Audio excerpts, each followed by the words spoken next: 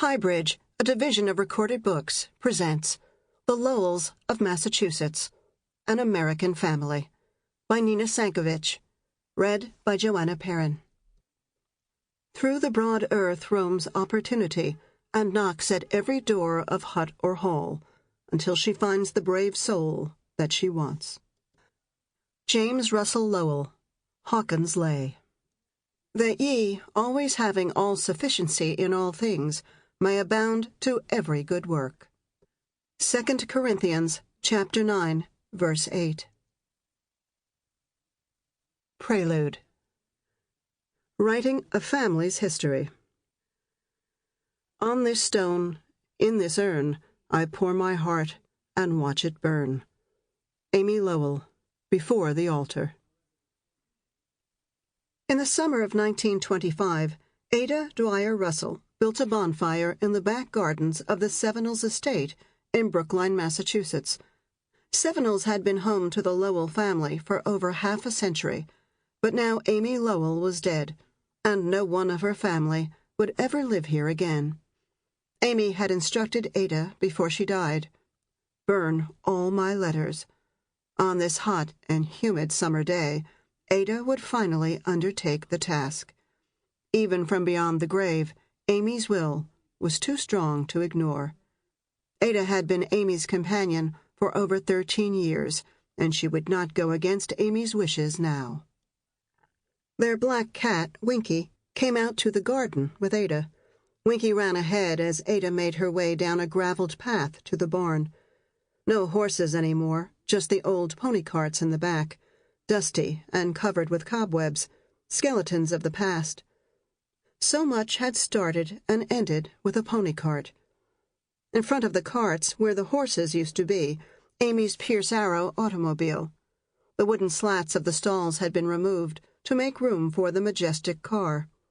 George, the chauffeur, who had been around longer than Ada, had taken care of the car as if it were his very own baby, washing it and drying it with the softest of old rags, waxing it in round motions, covering it with flannel, winter and summer, to keep the dust off. The Pierce Arrow would have to be sold, and the proceeds added to the estate. Ada had no need of a car now. She walked past the barn and around back to where piles of branches were stacked. Applewood, felled during the winter's hard snows and dry as bone, ready to burn. Amy had told Ada many times about her father's apple trees, and her grandfather's, and her great-grandfather's. Apple trees and pear trees and peach trees, rising up in row after row. Their branches had grown gnarled and weak over the passing decades. Now they would serve as fuel, their last service to the family. Winky slunk beneath one of the stacks of wood, then shot out again, giving Ada pause. What could be in there? But she called out a warning, "Shoo, shoo," and then leaned over, gathering branches in her arms.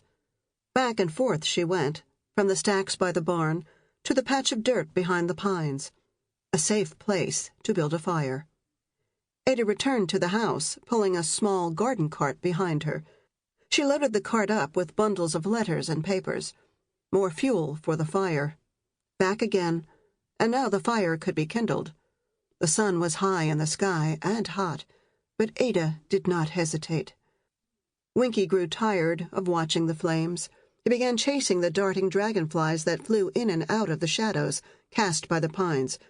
But Ada worked on without pause, the sweat drawing on her brow, the heat against her fingers.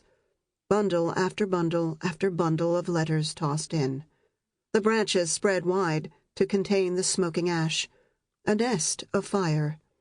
Each new batch of papers hatched shooting flames of red and blue and gold, which died as quickly as they had flared.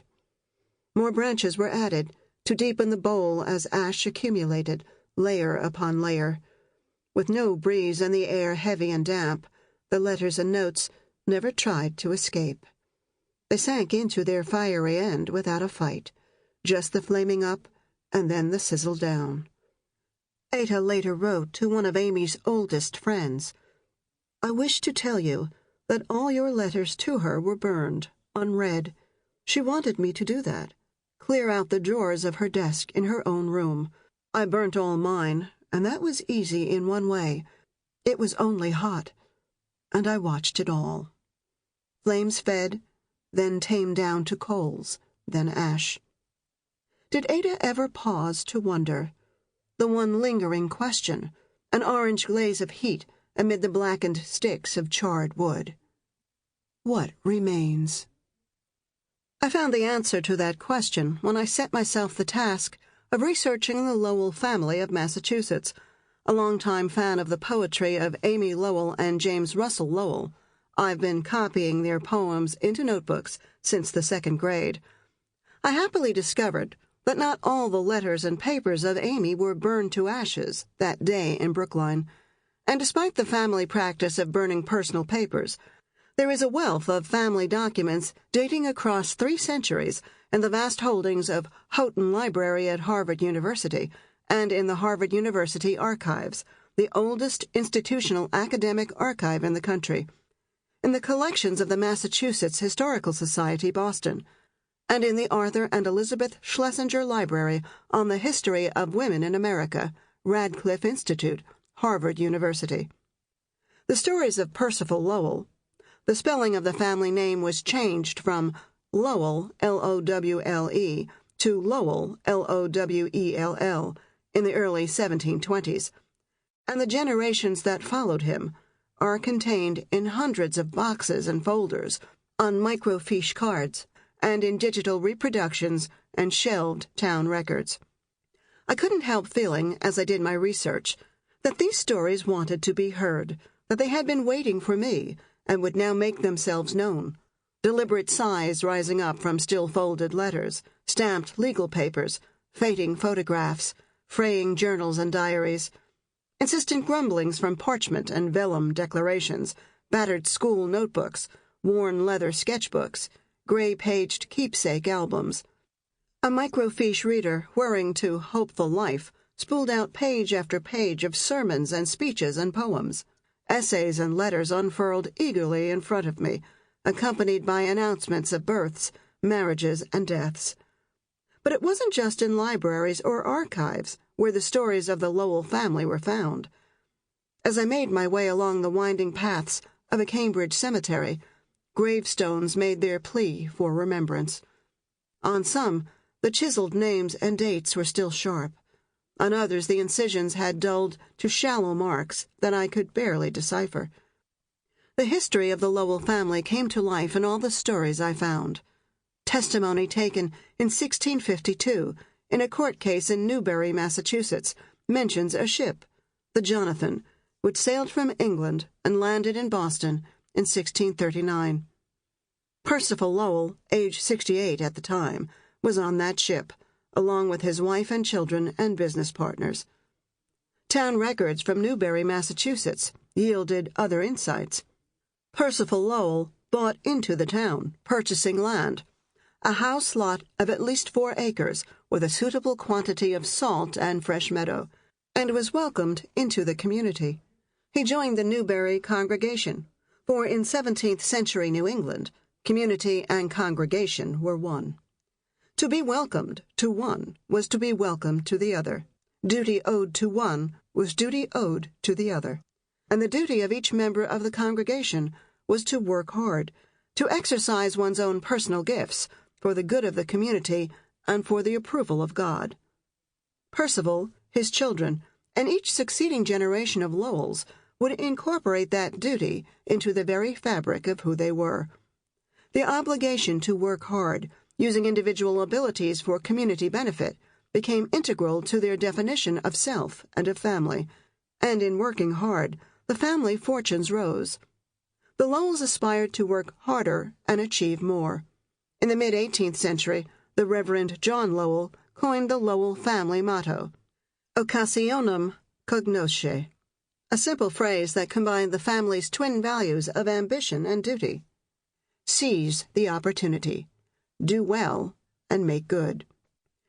To follow one line of the Lowell family tree, from Percival Lowell in the 17th century all the way through to the next named Percival in the 20th, is to understand how individual ambition and community obligation combined with ample opportunities seized, created a stunning legacy of productivity and creativity. From this one line of Lowell's came ministers, lawyers, and manufacturers, poets and activists, a judge, an astronomer, a college president, Federalists, Unionists, and abolitionists, an anti-suffragist who became the first female delegate to an electoral college, a loyalist turned revolutionary, a horticulturist grown from a lawyer. One of the most famous of the Lowell descendants is Robert Lowell, winner of the National Book Award in 1960 and of the Pulitzer Prize for Poetry in 1947 and in 1974. Many books have been written about Robert Lowell, while those family members who went before him have become largely unknown, their stories hidden away and forgotten, even as the history they made remains relevant and vital to the American experience. It is time now for the stories of the Lowell forebears to come out of the shadows. In following their individual dreams and utilizing their individual strengths with all the might and determination they could summon, these Lowell men and women made history. Part 1. Migration. And every grain I scatter free, an hundredfold shall yield, till waveth like a golden sea this dark and barren field. Maria White Lowell, The Maiden's Harvest. 1. 1638 to 1639. We venture goods and lives, ye know, and travel seas and land, to bring by traffic heaps of wealth and treasure to your land. Poem composed in honor of Queen Elizabeth's 1574 visit to Bristol, England. Percival Lowle walked down to the docks on a cool day in late November. The sky overhead was blue, the light of the sun bright and warm. But to the west, heavy gray clouds were collecting over the horizon. Percival quickened his pace. He had business to attend to. He dodged among the crowds of dock workers, sailors, merchants, and tradesmen, intent on his goal. He walked past vessels from faraway places, rocking against their lines like animals tethered before a fight. Every form and type of rigging, flag and frame was on display. Boats from all over the world. Languages as unintelligible as the cries of birds batted among the foreign crews, mingling with the reassuring authority of the King's English and the rich, crude dialects of the dock workers. Above the cacophony of voices, the squawks of gulls, the clanking of lines, the chiming of Bristol's famous bells at midday. Percival stopped for a moment and drew in a deep breath, taking in with pleasure all the odors that wafted about him, the smells from bales and hogsheads and packets, from barrels and boxes and billets. It was the heady perfume of the world he knew. He wished he could bottle it up, to hold on to always. Change was coming, and although he was an adapter, had always done what was necessary to keep his family secure, this change would wrench them from all that they knew. It was one thing to move from the small village of Portbury in Somersetshire to Bristol, which he had done with Rebecca when they were still young. But the choice facing him now would take them much farther away. Everything Percival knew about the geography of the world he had learned on the docks of Bristol. The ships and their cargoes read like a map. Portugal with its sweet wine, Toledo and steel, Italy and olive oil, France and figs. He surveyed the map of his England through the goods carried in and sent on. Woolen cloths from Leeds, grain from Norfolk, glassware from London, cheese from Cheshire, butter from Wales, soap and clay pipes from Bristol. Today Percival was in search of woad from East Anglia, the dried paste of its leaves rolled into hard balls and packed into boxes. Nothing dyed wool better than the woad, the blue as rich and deep as the ocean on a sunny day. Woad once had been such a valuable commodity that farmers plowed under their fields of grains to grow more and more of it. The Queen herself had stepped in to avert a famine. England needs food, Elizabeth had ordered, and she'd set restrictions on where woad could be grown and how it could be processed. Turning the dried leaves into paste was a smelly affair. Potash and urine, the key ingredients. and the Queen had prohibited its manufacture within range of her own residences. Percival knew that woad paste had been used by the ancient Britons of the north to color their bodies before battle. Romans called the warriors Picts, meaning painted. But now a mill in Coventry wanted the woad to dye their wool. A chuckle from the old merchant as he found the ship he searched for. Yes, woad was still used today, but for covering bodies in comfort, not in battle. And now he would do battle to get a good price, and sell it on for a profit. This is what Percival did, and he was good at it. Finding something someone wanted, procuring it through a wrangling of proposals and counter-proposals, selling it on. Profiting from need, but also satisfying that need. A promise made, and a delivery on that promise. For centuries, Bristol had thrived on the promises of its port. Percival Lowle was up to his elbows in all of it, and had been for the past 40 years. Two of Percival's sons, John and Richard, had joined him at Percival Lowell and Company, importers and exporters. William Gerrish was another partner, a man who would one day be a son-in-law, but not just yet. Percival employed a clerk, Anthony Somerby. His son John had taken on an apprentice, Richard Dole. All good men, all engaged in the business of trade and in the prosperity of the port of Bristol. Percival Lowle was not only a merchant, but also a certified gentleman. The Lowell family's coat of arms had been royally registered by his father, Richard Lowell, with a claim connecting the Lowells of Somerset to the Lowell on the battle rolls of William the Conqueror. Richard Lowell had paid a fee to the College of Heralds in 1591 to ensure his claim, and he received his coat of arms, few questions asked. The coffers of Elizabeth needed filling, and the Lowells wanted to be gentlemen. The Latin word for gentleman in the 1500s was armigero, that is, one who bears arms. The Lowell coat of arms featured a dark shield upon which a clenched fist held 3 blunt arrows pointing downward, 1 vertical and 2 crossed diagonally. The head of a stag floated above the shield, an arrowhead in blue between its antlers. The sale of the family arms had been good business for the Queen. For the Lowells, it was a calculable cost of doing business, like a tax or a duty. But now the calculations were getting more difficult. Under King James and then King Charles, the royal coffers were bottomless and in constant need of filling. There were always more taxes to be paid, more duties to be figured out, and new costs of doing business. Percival concluded his transaction for woad. Delivery was secured through an exchange of papers, a shaking of hands, then a mutual shaking of heads as the men discussed future prospects. Hard times were coming for everyone. Harvests had failed all over England. Last winter had been brutal and long, the spring wet and short, the summer a mix of drought and drenching rains. Crops couldn't grow, and there was not enough wheat for all the bread needed by the people of England, nor barley or rye, not enough onions nor peas or beans. Even the sheep, out on the rough, had trouble finding grass enough to feed upon. Percival asked the trader if he had paid up the latest royal commission, the 5th one demanded this year. Of course he had paid, as Percival had paid the commissions demanded of him, and the duties and the taxes. What could be done about it? The royal agents seized goods if money wasn't paid, and there was little protection from a parliament that was dissolved by the king with regularity. The last time Parliament had met was in 1629, almost 10 years ago now. King Charles, loyal advisers at his side, ruled alone. Percival took his time walking back up from the docks into the center of Bristol. He looked around as he strolled, taking in the sight of a town he had grown to know so well. Its churches and its taverns, its shops and marketplace squares. Bristol had been good to him. Here he had found prosperity, prestige. Children had been born to him, and more children, and grandchildren. A steady routine of church on Sunday, and work every other day. Percival turned and looked back over the water.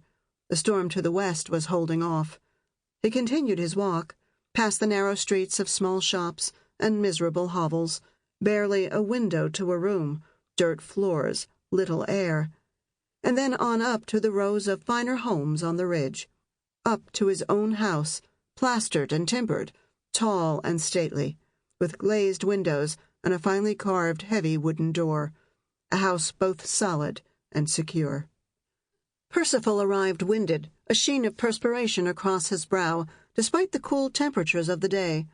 Rebecca, his wife of 40 years, greeted him in the front hall, took his long cloak, and then draped over his shoulders a robe lined in fur. The hall was cold. She didn't want him to catch a chill. She took his arm and drew him into the parlor, where a fire had been lit. It was warm in there, and she would bring him a pot of ale. She knew Percival was worried about the decision he faced for their family, but it might be time for change, before they lost everything. Percival settled himself back into a deep chair, lined with embroidered cushions and draped with a heavy Venetian rug. Tapestries hung on 2 walls, a hunting scene depicted on one, and a mythological fantasy on the other. Books were piled up on the ornate table beside him, the books embossed and the table inlaid with bone and mother-of-pearl.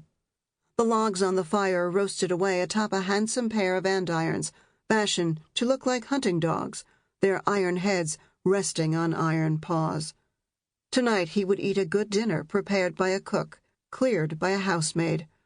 Perhaps they'd dine on fish, always plentiful in the port town, or maybe a bit of meat, freshly slaughtered sheep brought in for winter from the summer grazing. There would be cheese and apples at the end of the meal, and wine to drink throughout. His sons would likely fancy a game of cards after dinner. Gleek, Primero, Maw, Cent, and New Cut. The names of the card games sounded like drugs, and for many, the playing of cards was an addiction. Queen Elizabeth herself had been known to bet heavily on spades and deuces, but the Lowell family stayed clear of gaming debts, preferring to play for fun, not money. Richard would bring out a bottle of Madeira. John might sit down to read, his father having given him the gift just days ago of the recently republished Chaucer's Canterbury Tales. Rebecca would sit beside him, and his daughter Joan, too, talking gossip and discussing news from town. Just yesterday, Joan had seen a neighbor woman taken to the cuck-stool and dunked in the river Froom.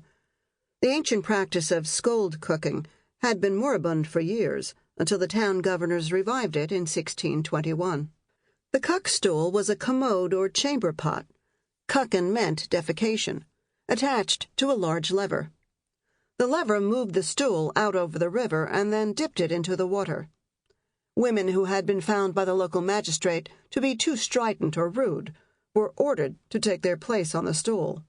One by one, they were whirled out over the water and repeatedly dunked, to the great amusement of the watching crowd. But Joan did not laugh at what she saw. Public humiliation was no way to lead a woman to goodness. Only a sense of purpose and duty could do that. And in England today, duty and purpose were becoming lost. A renewal was necessary, but where to find it? The Puritans sought renewal in cleansing the Church of ritual. The king sought renewal in strengthening his Archbishop Laud to punish the heretics. The royal agents only sought money and more money. Joan was soon to be married and was eager to start a new life, away from the tensions of religious factions and economic uncertainties. Percival sat before the fire and dozed. He wasn't sleeping well at night these days, despite the upstairs bed, lined with heavy linens and thick rugs to keep him warm, and the sachets of lavender that Rebecca tucked below the ticking to induce sleep. When Guy Fawkes had tried to blow up Parliament in 1605, striking a blow for Catholics, many of Percival's neighbors had sought to protect themselves from Catholic evils by carving demon tracks into the floorboards of their bedrooms. But Percival was never one for either superstition or overreaction, and he kept his floors unmarked. Only if his beloved Rebecca had pleaded for it might he have acquiesced. She took care of him, and he took care of her. She was no more superstitious than he was, and just as practical. A fine floor was for polishing, not for carving up. Now in his 7th decade, Percival had survived so much, and Rebecca had been beside him for most of it. When the plague came through Bristol, as it often did, working its way briskly through the crowded lanes and hovels, dispensing death like daily bread.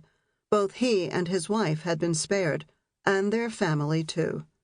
Percival hadn't been bothered by the extra taxes collected then, for he understood that money was needed to cover the costs of housing plague victims and removing and burying the dead. He'd paid up, and counted himself lucky. He'd avoided consumption, which was a death sentence, and smallpox, and the other pox, the French one, called syphilis, untreatable and debilitating. He'd survived epidemics of typhus and measles. He'd endured bad colds and nasty infections. Percival and his Rebecca were living longer than most, royals included. But not all his family had been so lucky. Percival and Rebecca had lost 2 children, Edward at age 4 and Gerard, only 1 year old. Both boys were buried in the churchyard of St. Mary's in Portbury, in the countryside. Before they'd been put in the ground, Rebecca had taken snippets of their hair. She'd carried these locks with her when they moved to Bristol. Percival bought her a box for the mementos from a Spanish sailor. A tiny box, damascened wood inlaid with an intricate design of crosses. The sailor was a Catholic, but no one needed to know that. Rebecca hid the box with its treasure in a trunk of birthing blankets, blankets used when her babies had been born, and now used to protect what remained of them. Merchants had always paid royal taxes, tolls, and tariffs, back through centuries of commerce. Under Queen Elizabeth, Percival and all the traders along the English coastlines had wrangled their way through a labyrinth of duties and rules that not only said how much it cost to bring and take things in and out of England, but from where and to where things could be brought and taken. Monopolies were granted by royal charter, but then could just as easily be taken away again. Arbitrary limits were set on who could manufacture and trade what and where. Taxes and commissions and fees multiplied upon themselves like fleas. As monopolies changed and taxes rose, corruption, the paying of bribes and granting of accommodations, currying favor, and then gaining it through gifts, privileges, and subservience, became an even more necessary cost of doing business. Under James I, who came to the throne in 1603 after Elizabeth died, the burden of taxation had grown even heavier. Corruption evolved to new heights of ingenuity. Paying off the right sheriff or royal officer, or even the king himself, could release a merchant from a tax or duty, or even an employment obligation. It seemed as if everyone and everything had a price, and the prices were rising. When James was first crowned, the town leaders of Bristol came up with a plan. They would take up a collection from the local merchants and use the monies to purchase presents for the new king and his family. The idea was to create an early favoritism toward Bristol on the part of James I, to secure the so-called royal treatment for the ambitious port. The plan failed. James took the proffered gifts, but did nothing to relieve the increasing burden of taxes, duties, and rents. He even revived the ancient and long-defunct custom of purveyance. Purveyance was based on the assumption that all towns should be happy and willing to host their king and queen at any time. The royal court could expect to be fed, lodged, and supplied with drink wherever they might travel throughout England. All costs of such hospitality would be covered by the local merchants, and those who refused to comply would have their entire stores of goods seized, and perhaps even face imprisonment. The aldermen of Bristol sent a party to Parliament to protest the purveyances. Not only was its practice unfair, they argued, but it was clearly illegal as well, given that Parliament had never approved the imposition of purveyance. James gave the members of Parliament no chance to respond. He shut Chambers down. Parliament was dissolved. Then he sent a crew of royal purveyors directly to Bristol. Barrel after barrel of claret and sack were seized and carried back to the king. When the Queen visited Bath months later, the merchants of Bristol did not hesitate to supply what she needed. 6 tons, 5 butts, 3 pipes, and 50 hogsheads of wine, along with sugar, spices, pepper, and an assortment of groceries, were delivered without delay.